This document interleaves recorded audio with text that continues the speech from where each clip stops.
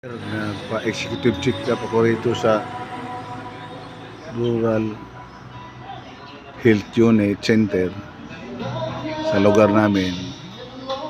Hinihintay ko pa yung resulta ng laboratory. Kaya kumusta kayo dyan? Magandang araw po mga kabalir. Shout out sa lahat ng mga veterano. Shout out sa lahat ng mga pensioner. Shout out sa lahat ng mga reservist, Armed Forces of the Philippines. So maya pag nakuha ko na yung resulta,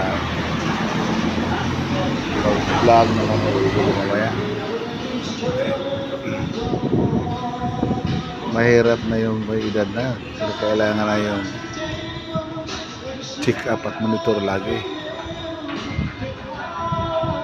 Like, comment, share at saka subscribe mga kabayer para sunod nating pag video maka monitor tayo.